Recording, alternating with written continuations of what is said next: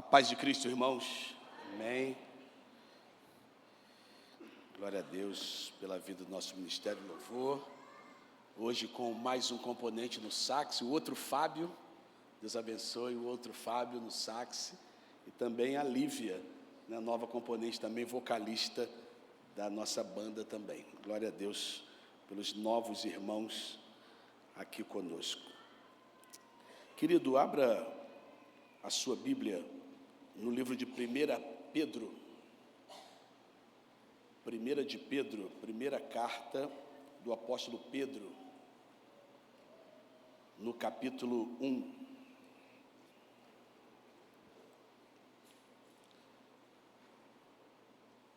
Quero pensar com você nessa noite sobre um tema: santidade não sai de moda. Santidade não sai de moda. 1 Pedro, capítulo 1.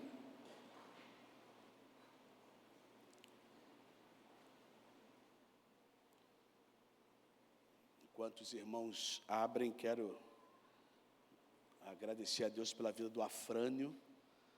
Ontem nós tivemos em um culto em adoração pelos 80 anos do nosso irmão Afrânio Gonçalves.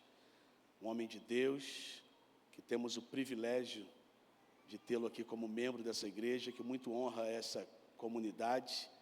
Obrigado, quem não conhece, está ali nosso irmão Afrânio.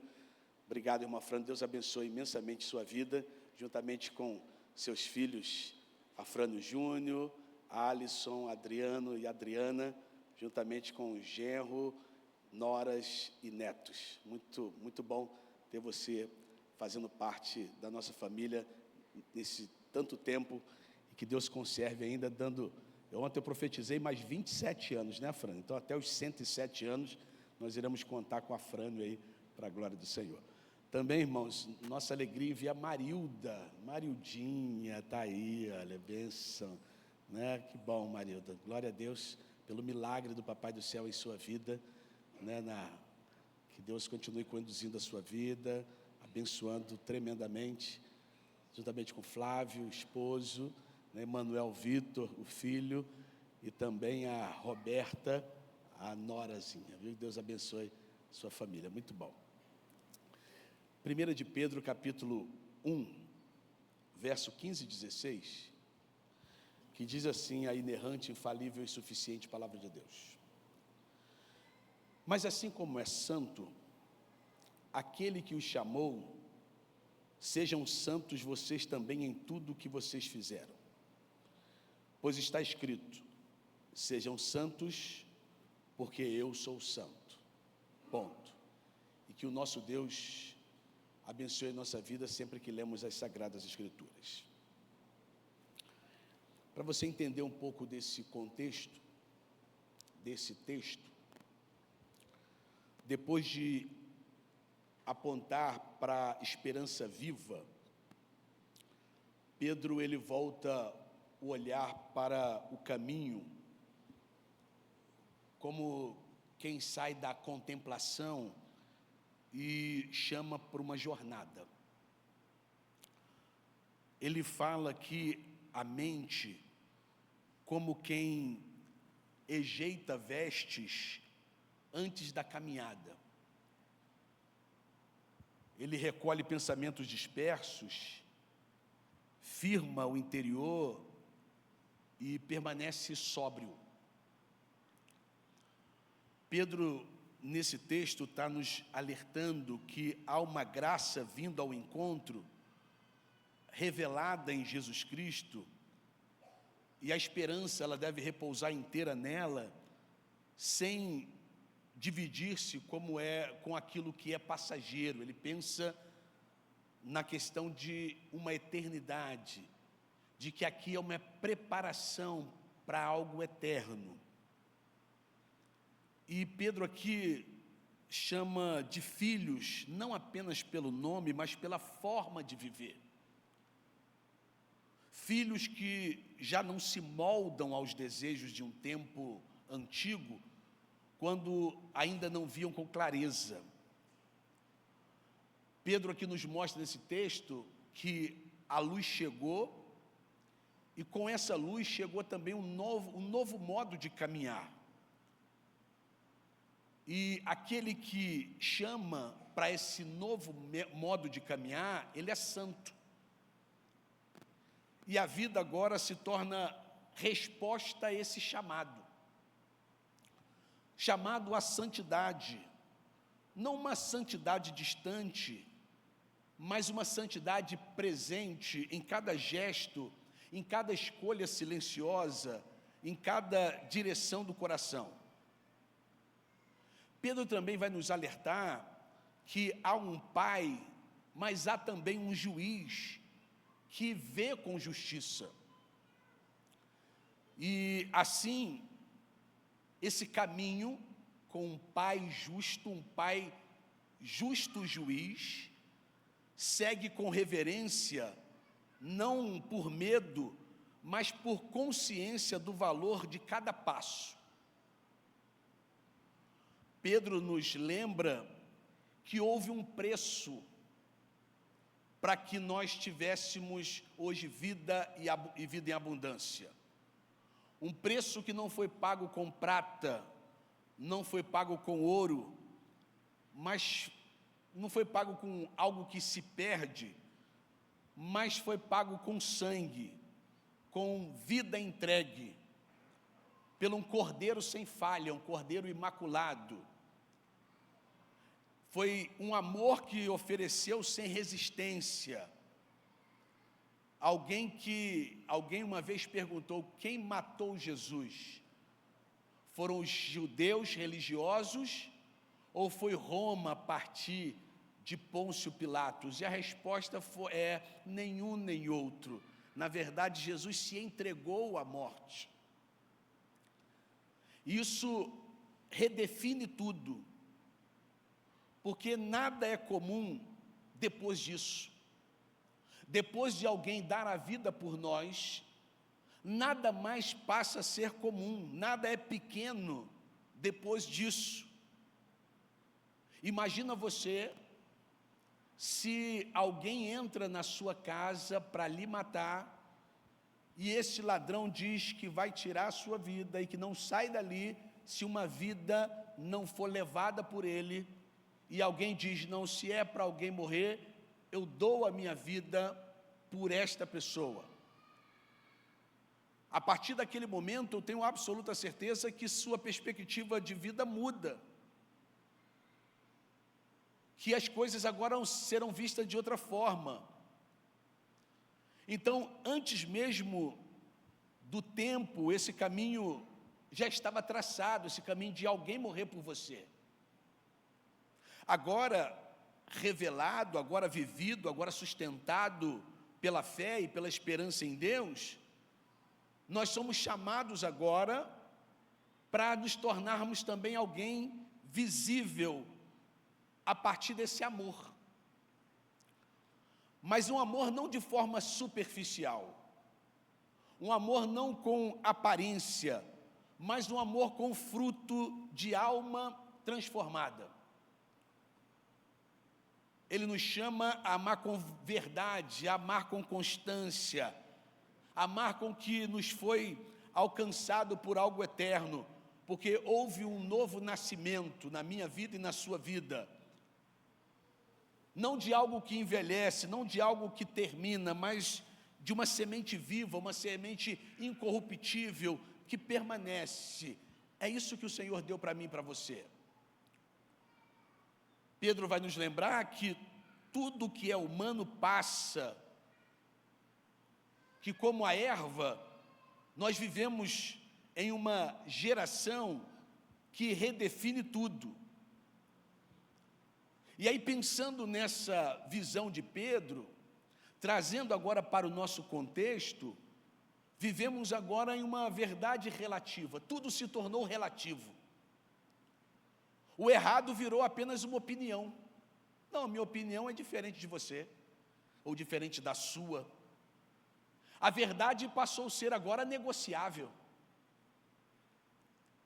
Cada um agora criando o seu próprio padrão, cada um deixando e decidindo aquilo que é aceitável, e cada um vivendo conforme a sua própria verdade. E nesse cenário de relativismo, algo começou a desaparecer, algo chamado temor a Deus. As pessoas perderam o temor a Deus, as pessoas perderam o compromisso, as pessoas perderam a santidade. E hoje, chamar a ser santo parece ser um exagero, parece ser fora de moda dizer seja santo. Parece que ser separado, porque a palavra santo significa separado, parece que ser separado é muito radical. Ser diferente parece ser estranho. Mas existe uma verdade que ela não se curva ao tempo. Existe uma verdade que ela é absoluta, você gostando ou não. É que Deus não muda. É que aquilo que era pecado há 2000 anos atrás continua sendo pecado hoje, ainda que você não concorde. Um dos atributos incomunicáveis de Deus é a imutabilidade. Deus não muda, então a sua santidade também não muda. Então o céu, ele nunca atualizou os seus padrões. Ainda que a gente mude os nossos padrões, atualize os nossos padrões, o céu não atualiza. Santidade nunca saiu de moda. E hoje Deus está chamando uma geração de volta para aquilo que é eterno. E a mensagem de Pedro não foi escrita para um tempo confortável. A mensagem de Pedro foi escrita para uma geração pressionada, uma geração cercada por um sistema contrário a Deus. E mesmo assim, a ordem permanece: sede santos, sede separados. E hoje, mais do que nunca, nós precisamos confrontar o espírito relativista da nossa geração e reacender o chamado à santidade. E ao olhar para esse texto, nós aprendemos 5 verdades que nos trazem de volta ao padrão de Deus. E é sobre essas verdades que eu quero conversar com você agora. Primeira verdade: santidade não se adapta à cultura, ela revela o caráter de Deus. Santidade não se adapta à cultura, ela revela o caráter de Deus.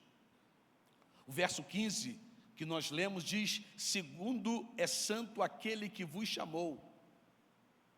Irmãos, o maior problema da nossa geração não é a falta de acesso à verdade, mas é a facilidade de diluí-la.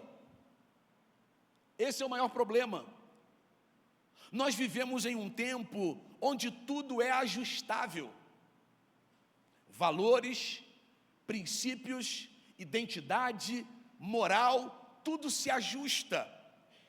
A cultura muda rapidamente e com ela muitos também mudam. O que antes era convicção, hoje virou opinião. O que antes era absoluto, agora é relativo.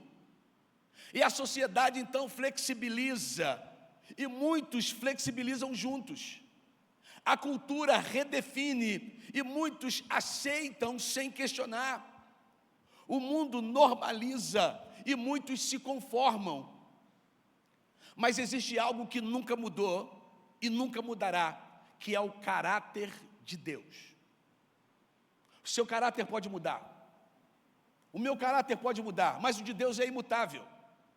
Deus não evoluiu, Deus não se adaptou, Deus não negocia quem Ele é, Ele simplesmente é. Quando Moisés pergunta para ele, quando eu chegar lá diante de Faraó, quem eu vou dizer que enviou? Ele disse: diga que o eu sou o enviou, eu continuo sendo, eu sou imutável. Ei, Deus não mudou. A santidade não é uma resposta ao comportamento humano, ela é a expressão externa da natureza divina. Santidade não é tendência como roupa. Santidade não é construção social. Santidade não é algo que se ajusta com o tempo. Santidade é quem é Deus. E se fomos chamados por Ele, se fomos chamados por Deus, nós fomos chamados para refletir exatamente aquilo que Deus é. O apóstolo Pedro, ele não disse sejam relevantes, ele não disse sejam influentes, ele não disse sejam aceitos, ele não disse tenham muitos likes, não, ele disse sede santos, porque aquele que nos chamou é santo. Então isso significa que o padrão não nasce da cultura, o padrão nosso vem do céu. Ei, nós somos cidadão do céu. Independente do que a cultura aí fora diga, independente do que a cultura brasileira, independente do que a cultura sul-americana, independente da cultura americana, independente da nossa cultura humana, ela possa dizer, nossa cultura é a do céu. O padrão vem de lá. E aqui está, irmãos, o confronto que muitos evitam. Porque se a sua vida está sendo moldada pela cultura, você inevitavelmente vai se distanciar de Deus. É inevitável isso. Porque a cultura muda. E Deus não muda. Mas se a sua vida ela está moldada pela palavra de Deus, algo poderoso acontece. Você começa a nadar contra a maré, a viver contra a corrente. Você não se encaixa mais aos padrões de lá, você não se dobra, você não negocia. Isso não é fraqueza, isso é evidência de transformação. Ei, santidade não é isolamento do mundo, santidade é separação do pecado. Santidade não é viver distante das pessoas, é viver diferente diante delas. Ser santo não significa ser perfeito, mas significa ser posicionado. Ser santo significa ter um coração alinhado, uma mente renovada, metanoia, uma vida em busca de agradar a Deus acima de qualquer aprovação humana. Ei, meu amado irmão, minha amada irmã, preste atenção, se você precisa diminuir o padrão de Deus, ou o seu padrão, para Deus caber na sua vida, o problema não está no padrão, está naquilo que você está tentando manter. A santidade, ela confronta, a santidade expõe, a santidade transforma, e é exatamente por isso que ela incomoda tanto uma geração que prefere adaptar Deus ao seu estilo de vida, em vez de ajustar a sua vida à vontade de Deus. Antigamente nós tínhamos que mudar de vida para fazer parte de uma comunidade, de uma igreja. Agora existem comunidades que elas fazem o padrão daqueles que querem vir para ela. Então é a igreja que se adapta agora ao padrão do outro. E isso, o chamado que nós temos, continua sendo o mesmo. A não ser moldado por esse século, a ser transformados pela verdade. Porque no final não será a cultura que definirá quem você é, será o quanto você refletiu o caráter de Deus. Essa é a primeira verdade que eu aprendo com esse texto. Há uma segunda verdade. A segunda verdade é que o relativismo, ele distorce a verdade, mas a palavra de Deus, ela permanece absoluta.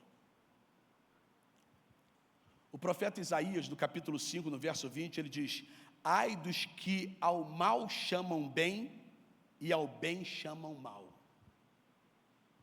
Ai Ai daqueles que chamam o mal de bem. Não, isso é tranquilo. Não tem nada a ver. Ai daqueles. E é triste ver, visualizar que nós estamos vivendo em uma geração que não rejeita necessariamente a verdade, mas apenas a redefine. Porque o relativismo, ele não chega gritando. O relativismo, ele chega sutil, educado, sofisticado. O relativismo diz, depende. O relativismo diz, não é bem assim. O relativismo diz, não, cada um tem a sua verdade, você fica com a sua verdade, eu fico com a minha verdade. O relativismo diz, quem sou eu para julgar? E pouco a pouco, aquilo que era firme, começa a ficar instável. O que era claro, agora começa a ficar confuso. E o que era verdade, passa a ser tratado agora como opinião. Mas Deus não trabalha com possibilidades. Deus trabalha com verdade absoluta. Deus não diz talvez seja pecado. Não, Ele define o que é pecado. Deus não diz isso pode ser errado para alguns. Não, Ele estabelece o que é justo e o que é injusto. Deus não pergunta a opinião da cultura para formar os seus princípios. Ele declara e pronto. E aqui está o ponto crítico. Porque quando o homem, ele tenta relativizar a verdade, ele não a destrói, ele apenas se afasta dela. E a verdade de Deus não muda para se adaptar a você. Somos nós, eu e você, que precisamos mudar para nos alinharmos a essa verdade. O profeta Isaías, ele já alertou sobre isso, e parece que ele estava descrevendo os nossos dias, mostrando que há uma geração que inverte valores, que chama o mal de bem, e que trata o pecado como escolha pessoal, e que considera a santidade como algo exagerado. Mas não se engane, meu irmão, o que Deus chama de pecado, continua sendo pecado, mesmo que seja aceito, mesmo que seja curtido, mesmo que seja defendido, mesmo que seja normalizado, o que Deus chama de santo, também continua sendo santo. Mesmo que seja rejeitado, mesmo que seja criticado, mesmo que seja ridicularizado, a verdade não mudou. O céu não revisou os seus princípios. Não é como um pastor famoso diz que a Bíblia precisa ser atualizada, precisa ser reescrita, para caber nos nossos, moldes. Quando a própria Bíblia diz que a gente não deve se amoldar aos padrões mundanos. Então a palavra não foi atualizada para acompanhar a cultura. O que mudou foi o coração das pessoas e a forma como essas pessoas se relacionam com a verdade. E aqui está o perigo. Porque quando você começa a negociar a verdade, você começa a construir a sua fé baseada no conforto e não na convicção, naquilo que é confortável. E a Bíblia nunca foi confortável, irmãos. A verdade, ela sempre confrontou, a verdade sempre incomodou. Uma fé confortável, ela nunca sustenta uma vida transformada. Irmãos, nós não podemos viver dividido entre o que Deus disse e aquilo que o mundo aceita. Em algum momento você terá que escolher. Em algum momento. E essa escolha vai definir tudo. Se você vai viver pela aprovação das pessoas ou vai viver pela aprovação de Deus. Vai chegar um momento que você vai ter que tomar essa decisão. Ou você recebe a aprovação dos seus amigos de faculdade, seus amigos de escola, seus colegas de trabalho, ou se você recebe a aprovação de Deus. Alguns vão tentar ajustar a palavra para caber na sua vida. Mas nós somos chamados a ajustar a nossa vida para caber na palavra. Porque no final, não é a sua opinião que vai prevalecer. No final, não é a cultura que vai permanecer, é a verdade. E quem constrói a vida sobre a verdade, permanece firme. Essa é a segunda coisa que eu aprendo. Mas eu aprendo uma terceira verdade sobre santidade. É que santidade, ela é separação e não isolamento. Não é isolamento. Romanos 12:2 vai dizer: não vos conformeis com este mundo. Existe um equívoco nosso, muito comum, quando se fala de santidade. Muitos pensam que ser santo é se afastar das pessoas, é se esconder do mundo, ou viver isolado da realidade. Mas isso não é santidade, isso é fuga. É fuga. Jesus, ele nunca viveu isolado.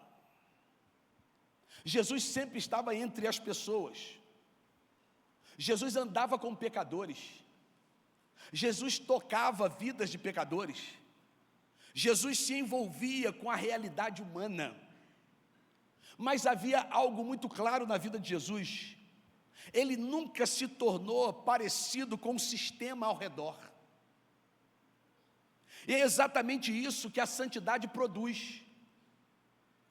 Porque santidade não é a ausência de contato. Você não precisa deixar de frequentar a casa dos seus familiares, porque lá tem uma festa envolvida com bebida alcoólica e você não bebe, e por você ser santo, você não deve frequentar. Não, não é isso que é santidade. Não é isso que a santidade produz. Santidade não é a ausência de contato. Santidade é a ausência de conformidade. Porque você pode estar no mesmo ambiente, mas com um espírito diferente. Você pode estar mostrando para a sua família, para os seus amigos, que a sua felicidade não depende de nada externo. Você não precisa de nada externo para ser feliz. Você não precisa de nenhuma droga, nem lícita ou ilícita, para você ser feliz com aqueles que você ama. Você pode conviver com pessoas, mas sem absorver os valores dessas pessoas. Você pode participar da sociedade sem moldar ao padrão dela.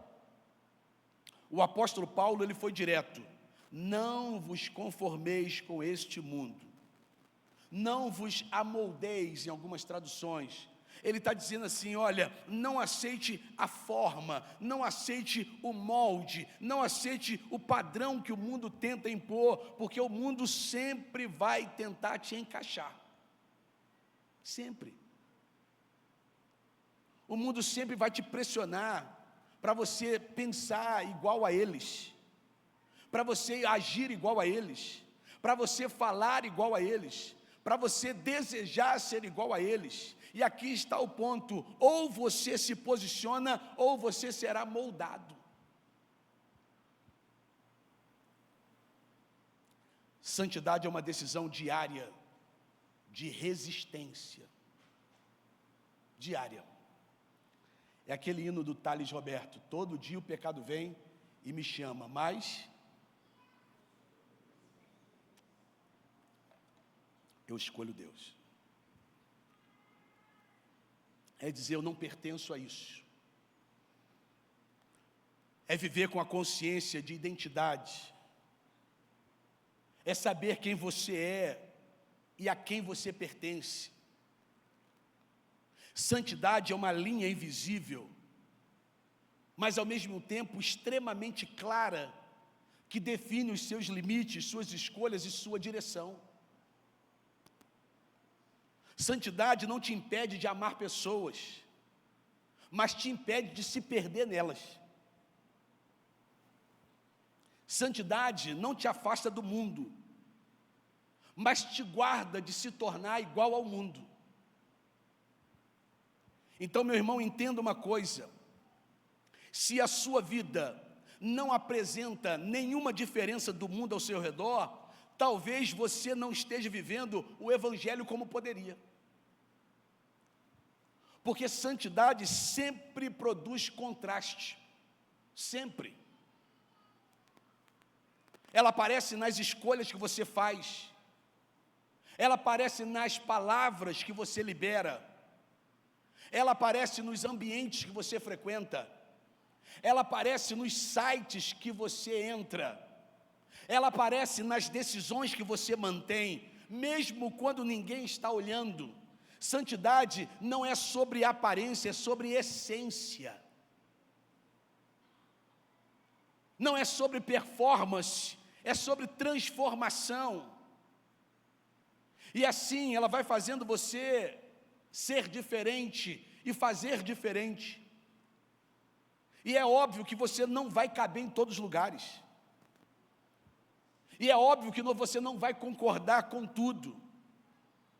E é óbvio que você não vai acompanhar certos caminhos. E tudo bem. Porque quem decidiu não se conformar com o mundo, precisa estar preparado para não ser compreendido por ele. O mundo não vai entender, irmãos. Mas aqui está uma verdade que sustenta tudo. É melhor ser diferente com Deus do que ser igual a todo mundo sem Deus. Santidade sempre gera diferença. E essa diferença não é um peso, é uma marca de quem realmente pertence a Deus. Isso é chamado selo. Nós fomos selados pelo Espírito Santo de Deus, meu irmão. Por isso nós não cabemos em qualquer lugar. Não cabemos. Eu aprendo uma quarta verdade, quando penso sobre santidade, é que a santidade começa no interior, mas se manifesta no exterior. Santidade começa no interior, mas se manifesta no exterior. Mateus capítulo 23, no verso 26, vai mostrar que limpa primeiro o interior. Porque um dos grandes enganos também sobre santidade é reduzi-la à aparência. Muitos pensam que santidade está ligada diretamente à roupa que se veste, nas palavras que dizem, ou na forma como se apresenta diante dos outros. Gente que cria uma imagem externa impecável, mas por dentro nada foi realmente transformado. E Jesus chamou isso de sepulcro caiado. Cuidado com os caiados, tá? Cuidado. Tem aparência de limpinho, tem aparência de perfeito, é branquinho, caiado é um problema. Sepulcro, podridão. A Bíblia vai dizer que as pessoas tinham essa aparência de limpa, perfeita, bonita, mas por dentro só podridão. E foi exatamente isso que Jesus confronta. Porque ele não se impressionava com a aparência religiosa dos fariseus e dos saduceus. Ele confrontava corações não tratados. Porque santidade verdadeira nunca começa do lado de fora. Ela começa no interior. E a mudança exterior vai ser consequência da mudança interior. E aí, automaticamente, quando o interior está mudado, aí você já não consegue mais vestir aquilo que incomoda o Espírito Santo de Deus. Você não consegue mais usar determinadas palavras que entristecem o Espírito Santo de Deus. Você não consegue mais frequentar ambientes que Deus não está ali. Mas tudo isso começou no interior, começou no coração, onde nascem as intenções, na mente, onde forjam os pensamentos, nos desejos, onde se revela aquilo que realmente governa a vida. Então você pode até conseguir sustentar uma imagem por um tempo, mas o interior sempre acaba aparecendo. É só olhar esses reality shows, Big Brother, A Fazenda e tantos outros. Os primeiros dias está todo mundo mantendo a aparência. Todo mundo amigo de todo mundo com um vocábulo bem treinado, mas ninguém consegue se manter de máscara muito tempo. Porque o exterior é apenas o reflexo do que está dentro. Jesus foi claro dizendo: limpa primeiro o seu interior. Ou seja, não adianta ajustar comportamento sem tratar a raiz. Não adianta mudar as atitudes sem transformar a motivação. Então, santidade não é maquiagem espiritual. Santidade não é performance religiosa. Santidade não é uma atuação. Santidade é transformação real. E a transformação começa quando você permite que Deus toque naquilo que ninguém vê. Aquilo que você faz quando você está sozinho. Aquilo que você deseja no seu silêncio. Aquilo que você alimenta no seu secreto. É ali que começa tudo. Porque quando o interior é verdadeiramente tratado, o exterior muda naturalmente. Não precisa de regra, dizendo o que você vai vestir. Olha, a igreja vai determinar o que você deve vestir ou não. Não, quando você vive uma vida de santidade, a sua própria vida, o próprio Espírito Santo vai dizer o que você deve vestir ou não, o que você deve ouvir ou não, o que você deve ver ou não, com quem você deve andar ou não. Não é a igreja que determina, senão vira normas, regras, apenas exterior.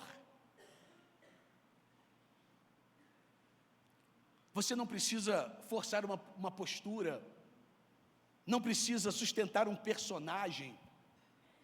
A mudança se torna espontânea, autêntica, visível. E aqui algo importante: Deus não está interessado em versões melhoradas de você, Ele está interessado em um coração transformado.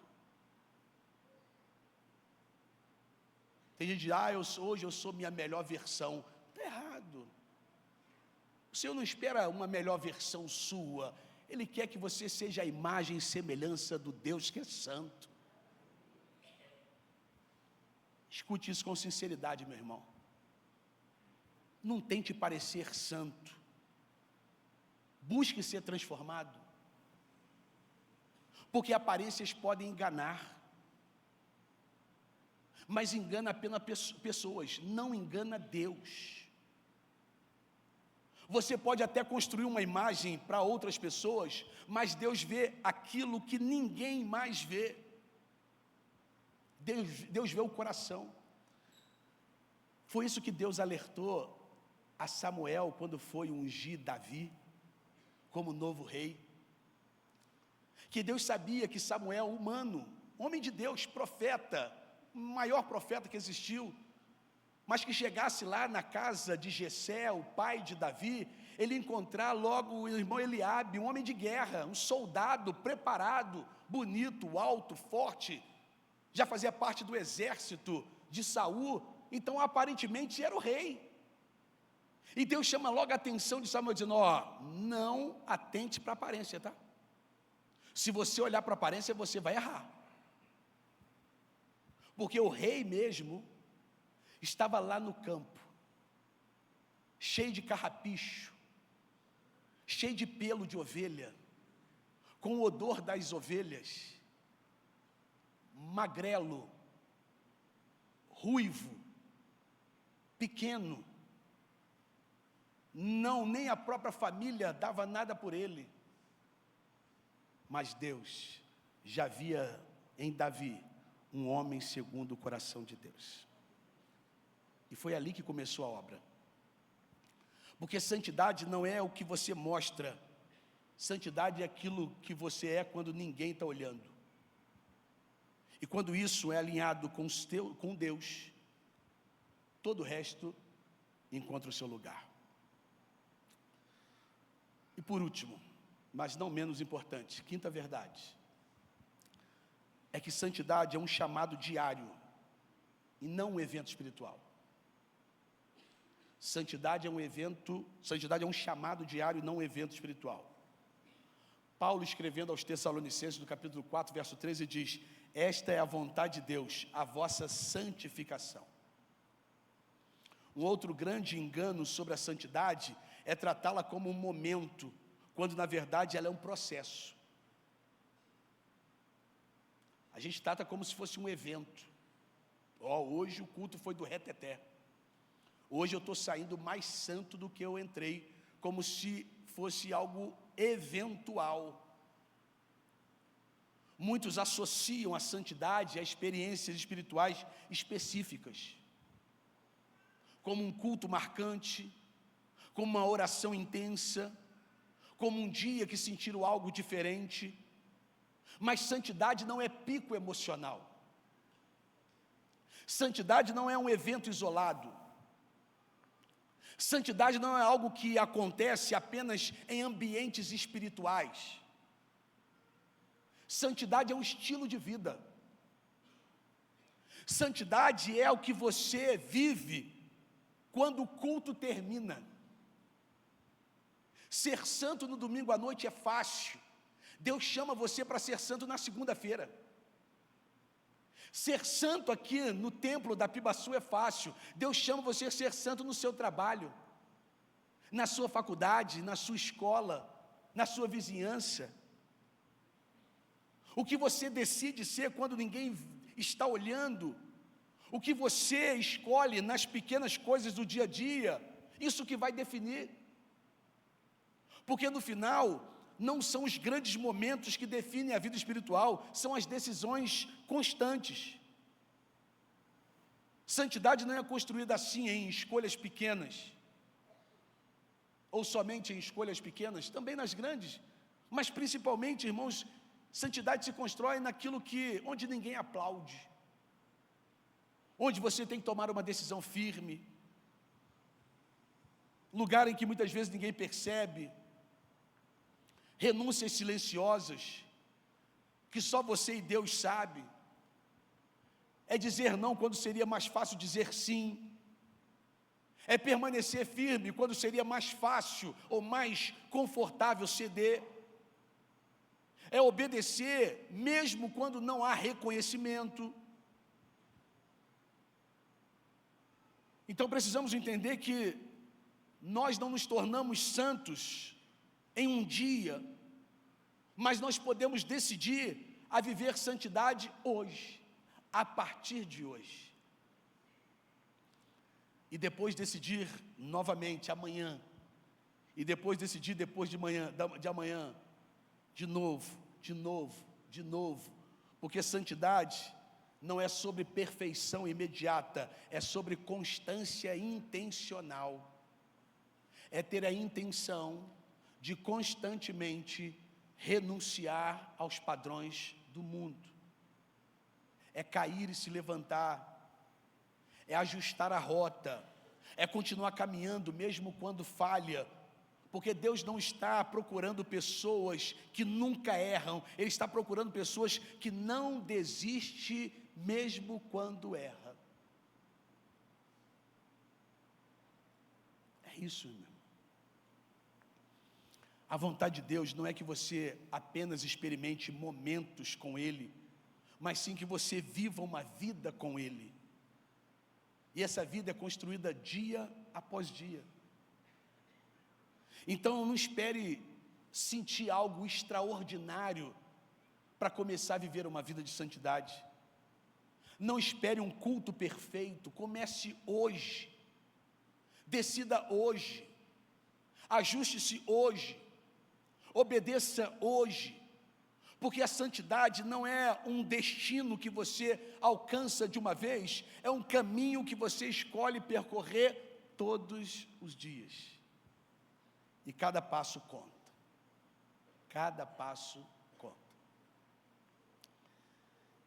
E eu concluo, finalizo dizendo que o mundo continua mudando,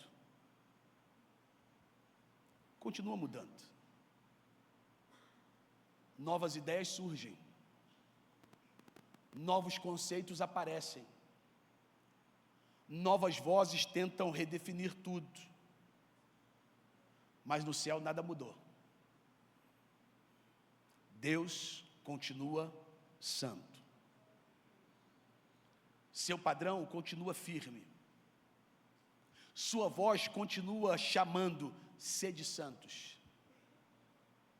Enquanto muitos se adaptam, Deus procura quem se separa, quem vive santo.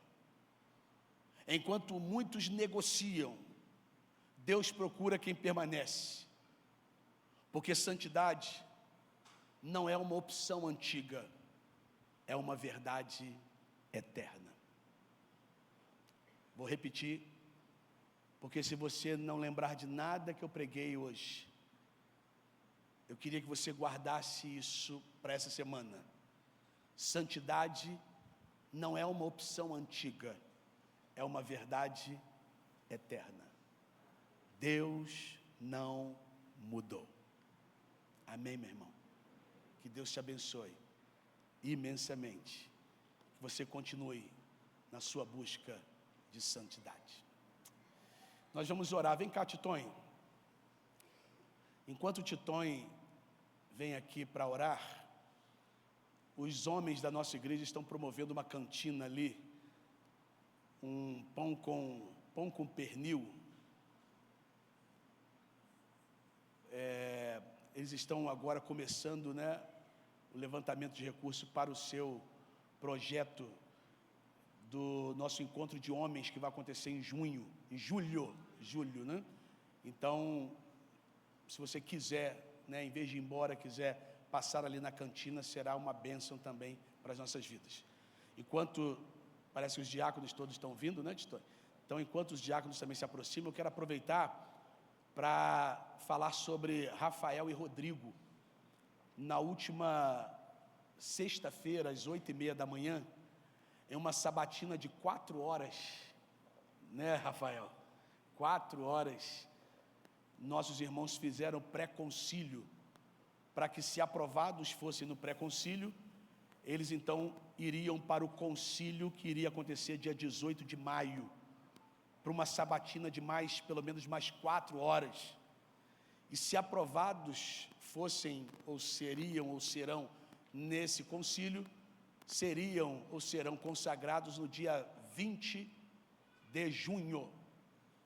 Então, quero dizer para os irmãos que pastor Max, vem cá, Max, que neste pré-concílio, Rodrigo e Rafael, eles foram aprovados com unanimidade, e foram aprovados com excelência nesse pré-concílio. Então, no próximo dia 18 de maio, numa segunda-feira, às 8h30 da manhã, Rafael e Rodrigo estarão passando pelo concílio, e então continue orando pela vida desses nossos irmãos. Oi, irmãos, boa noite. Você estava aguardando aqui a bênção apostólica, né? Normalmente, quando o pastor termina o culto, né, Jô?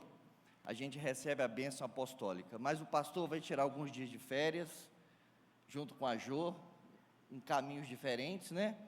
O pastor vai ter o privilégio de ver o Oliver pessoalmente, rever o Ethan, o Joshua, Iris e Fernando. E é importante, irmãos, a gente obedecer a palavra do Senhor.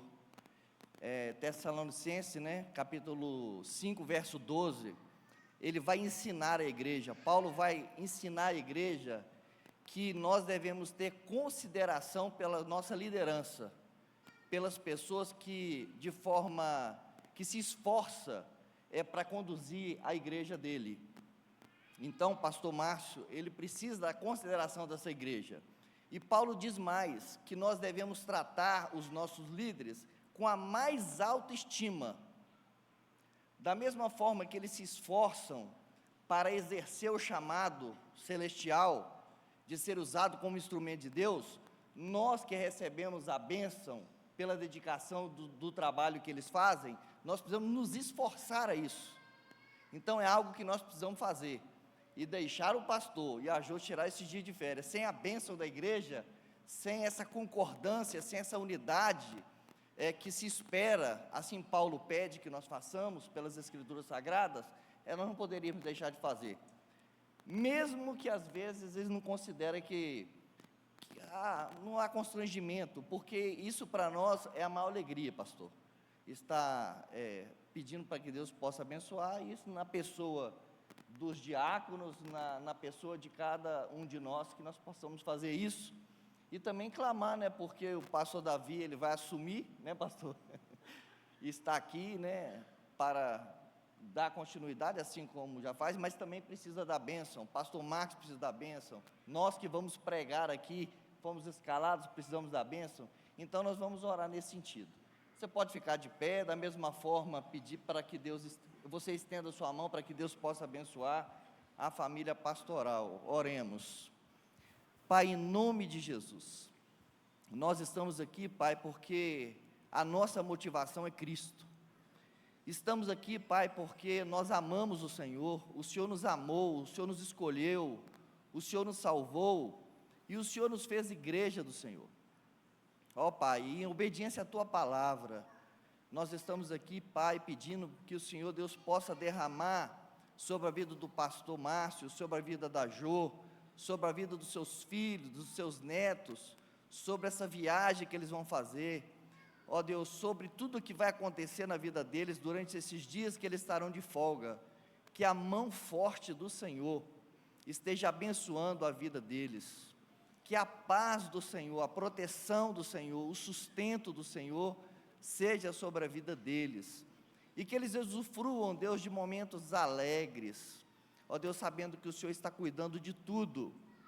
Essa é a nossa súplica sobre a vida deles, também sobre a vida do pastor Davi, da Roberta, do pastor Marcos, dos diáconos, de toda a liderança e de toda a família representada aqui nessa igreja. Nós pedimos também que o Senhor esteja abençoando. Pai, abençoa essa igreja, porque a Bibaçu, ela tem um papel importante no meio dessa sociedade. Ó Deus, e nós queremos servir o Senhor com toda fidelidade, Pai. Pedimos, Pai, que nessa hora, o Senhor, na unidade e na concordância que nós estamos aqui, na mesma fé que nós temos no Senhor, Pai, que o Senhor Deus possa abençoar, ouvir a nossa súplica, porque não se trata de merecimento, a graça do Senhor é o que nos basta. Por isso pedimos, Pai, que o Senhor aceite essa súplica, o clamor da Tua igreja, pedindo as mais ricas bênçãos do Senhor, por essa igreja, por cada família, pelos pastores, e por esses dias que o pastor Márcio estará viajando, junto com a Jô. É a oração que fazemos no nome de Jesus, amém.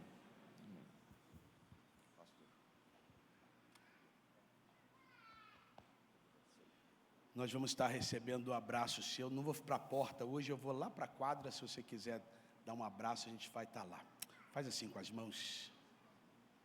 E que o amor de Deus, o nosso Pai, que a graça salvadora de Cristo Jesus e a comunhão e a consolação do Espírito Santo de Deus estejam conosco aqui nesse instante e com Israel santo por toda a terra espalhado, desde agora e para todo sempre. E o povo de Deus diz: tire um minutinho e ore pela sua família. Depois dessa oração, nós estamos despedidos.